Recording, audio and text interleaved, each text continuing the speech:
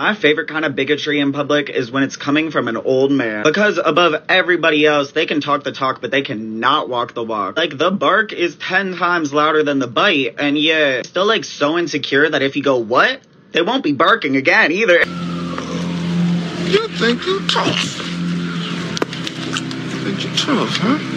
I think they're just not used to being checked in public, because 9 times out of 10 it just goes like, they'll have the audacity to straight up look you in the eyes and like call you a slur, or like I get called a freak a lot. Wait, it's on my necklace today. Yeah, an old man will look at you and say something like that to you, and if you look at him and go, I'm sorry, what was that, sir? It's crickets every time. Like, I eat that shit up because also I'm not afraid of them. You're not that guy, pal. Trust me. You're not that guy. Like, what's Gerald gonna do? I'll take out his knees. They're my favorite people to catch rudely staring because, like I said, they're not used to getting checked. So they're expecting to just make you uncomfortable in public and hold power over you in that way. So it very much becomes my intention to flip it and make them uncomfortable. Like, I don't just want you to know that I know you were staring. I want everyone around us to know that you were staring. Like, catch somebody staring and literally point and laugh at them. Get a haircut, hippie. Now hang on 1 minute. Let me get this straight. So that young person we just heard from was actually bragging about checking old men in public if they happen to give him the side eye or call him a freak, even though he's literally wearing a necklace that says freak on it. I mean, what do you expect? Anyway, we continue to see these examples of how much of Gen Z has absolutely no respect for their elders, and one of these days, he's going to end up checking the wrong old man, perhaps a Vietnam vet or someone like that who has no time for his nonsense, and it's not going to end up like the little made-up scenario he's got going on in his head. I will f you up! Anyway, welcome back. Thank you guys so much for joining me. So I have a fairly crazy Clown World update for you guys to start the week off. And as usual, there is no time to waste. So let's get into it. Now, if you place your attention on the screen for a moment, here we have, once again, another before and after photo. The caption says, face changes 2020 to 2023. 42 years old. 15 months on HRT, which most of you know by now stands for hormone replacement therapy. Wait a minute.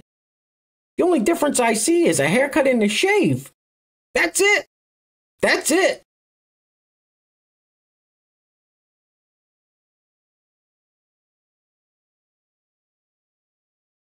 They're the same face!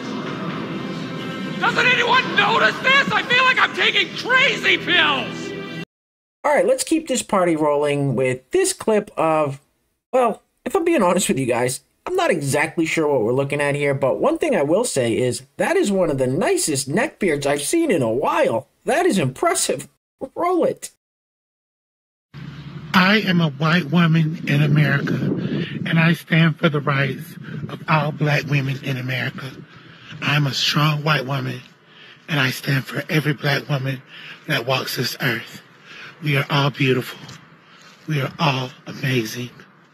And Nicki Minaj is the queen of rap. Always remember that. What the hell is even that?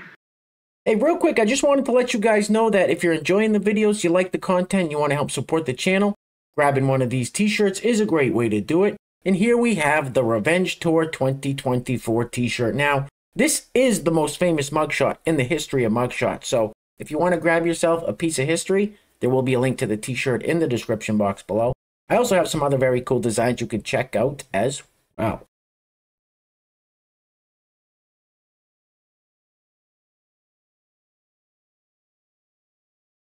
Nice, very nice.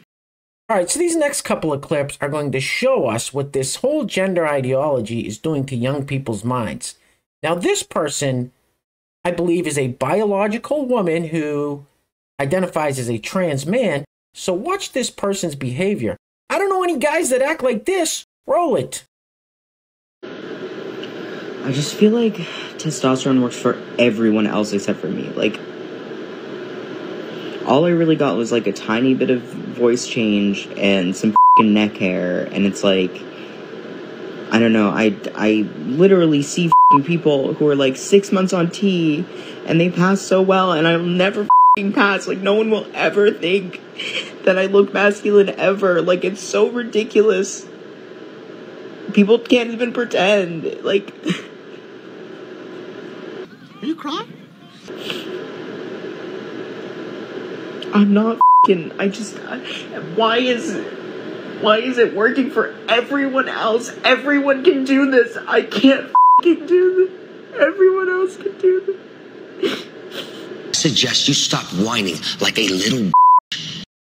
All right, you saw that, you heard that. That person literally said, I don't know why they just can't pretend.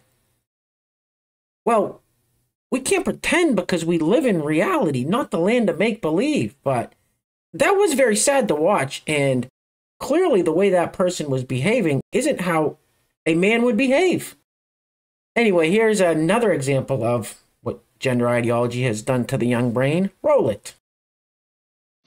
I am a man. I'm a trans man, but I'm not a binary trans man.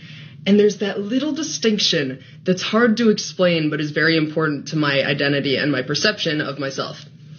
The way that I can kind of explain it is that a cis man has not experienced the expansiveness of gender that I have experienced. A cis man has lived his whole life in this box.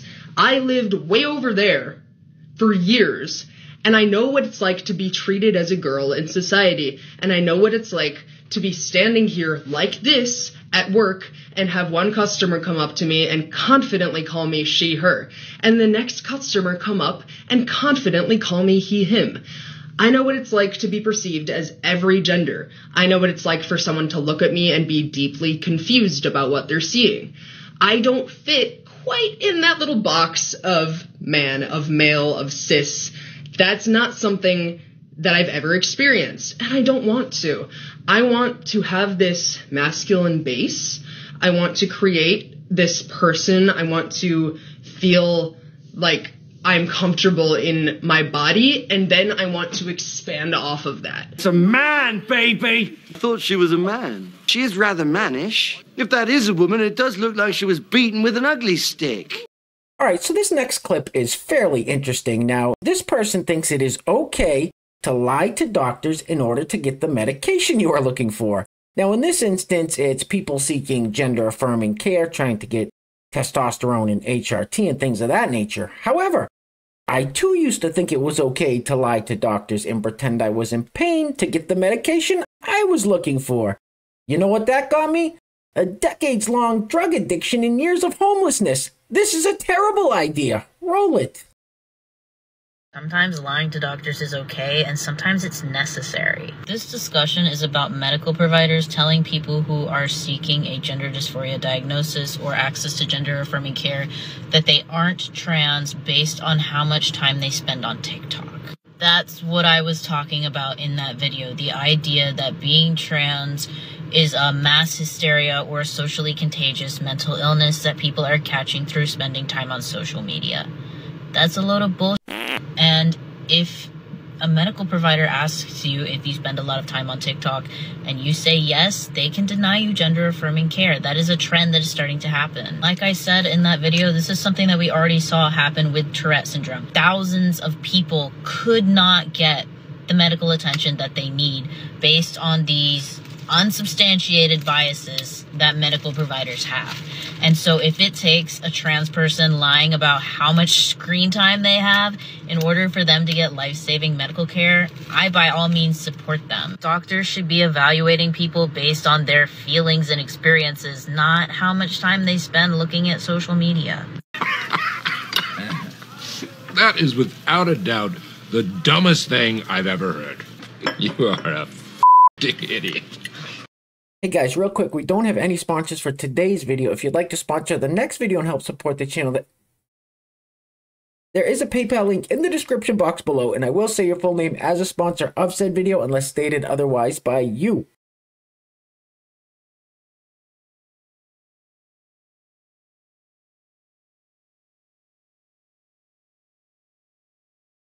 I guess it is a little creepy.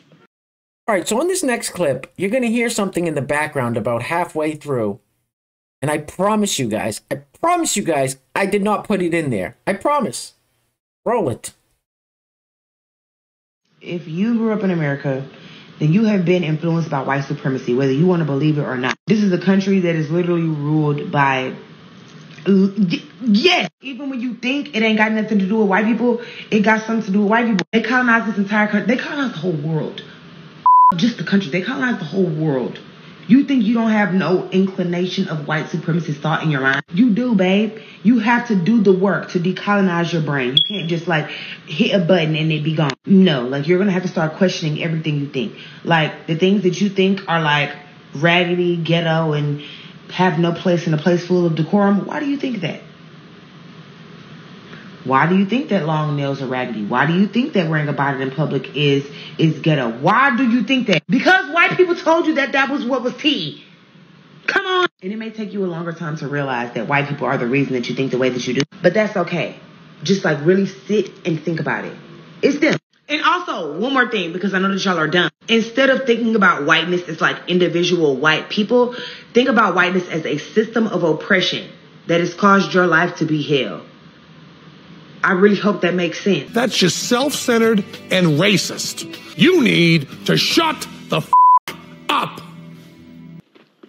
Hey, where are the white women at? Now, you just heard that black woman say, "Why do you think long nails are raggedy?" Like it has anything to do with skin color. I mean, take this young lady, for example. So far as I can tell, she's white with green hair, and her nails are, well, raggedy isn't the word that comes to mind, but there's something, that's for sure. Roll it.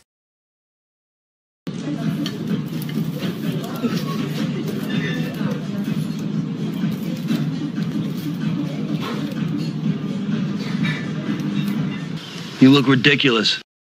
All right, guys, we're going to be wrapping it up with this clip because, well, I think I've reached my daily limit of brain age for one day. So we will be wrapping it up with everybody's least favorite current vice president, Chlamydia Harris. Now, she is literally everybody's least favorite vice president in history.